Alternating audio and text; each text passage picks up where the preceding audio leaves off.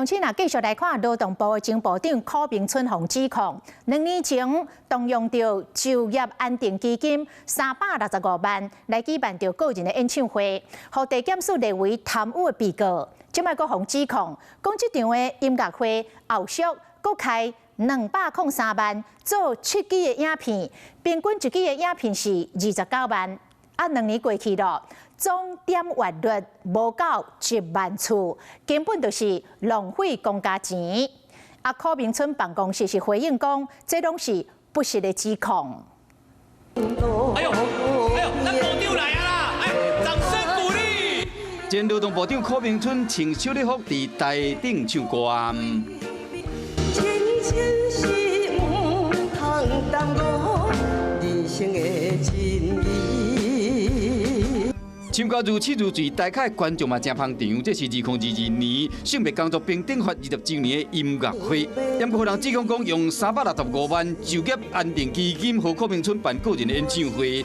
北检分他日案将柯明春列为贪污的被告，也不代志不是安尼尔。性别工作平等法从91年3月8号上路施行，到今年刚好届满20周年。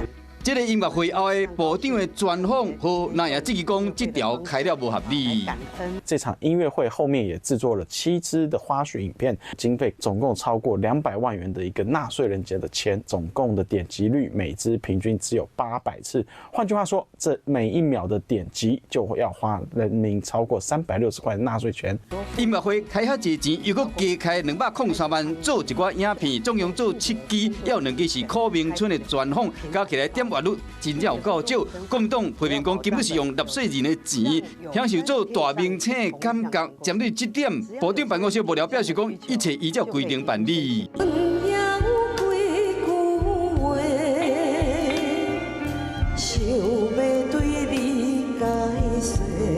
这个影片敢有这个必要性，还是浪费公款？出来都要甲检察官甲全民好好解说。